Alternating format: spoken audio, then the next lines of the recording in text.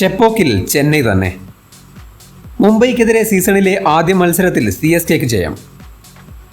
ബാറ്റിംഗിലെ പാളിച്ചകളും ബൗളിംഗിലെ മൂർച്ചക്കുറവും മുംബൈക്ക് തിരിച്ചടിയായി.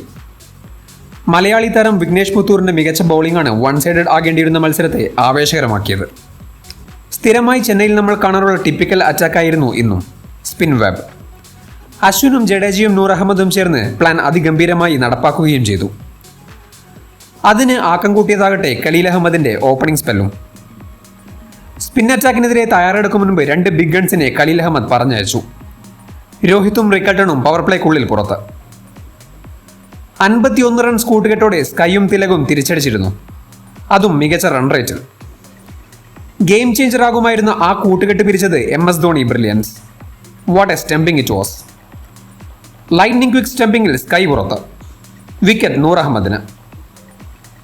തിലകും മിൻസും നമൻതീറും കൂടി നൂർ അഹമ്മദിന് മുന്നിൽ അടിയറവ് പറഞ്ഞതോടെ മുംബൈ ബാക്ക്ഫുട്ടിൽ. മുൻ CSK താരം ദീപക് ചഹറിന്റെ എഫേർട്ടാണ് 150 കടക്കാൻ മുംബൈയെ സഹായിച്ചത്. ഓപ്പണിംഗിലെ പരീക്ഷണം ചെന്നൈക്ക് പാളിയിരുന്നു. എന്നാൽ രജിനൊപ്പം ഗെയ്ക്വാദ് ചേർന്നപ്പോൾ CSK ബാക്ക് ഓൺ ട്രാക്ക്. മിന്നുന്ന ഹാഫ് സെഞ്ചുറിയോടെ ഗെയ്ക്വാദ് സീസൺ ഗംഭീരമായി തുടങ്ങി.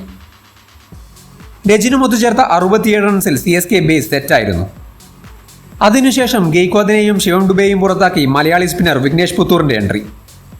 വിഘ്നേഷിന്റെ വരവിന് ശേഷമാണ് മുംബൈക്ക് എന്തെങ്കിലും ഒരു ഹോപ്പ് മത്സരത്തിൽ വന്നത്. ഹൂഡ കൂടി പുറത്തായപ്പോൾ കളി ഇൻട്രസ്റ്റിംഗ് ആയി. സാം കറാനും മടങ്ങിയെങ്കിലും വിലങ്ങുതടിയായി രജിൻ രവീന്ദ്ര അപ്പോഴും ക്രീസിലുണ്ടായിരുന്നു. ചേസിനെ മനോഹരമായി താരം കൺട്രോൾ ചെയ്തു.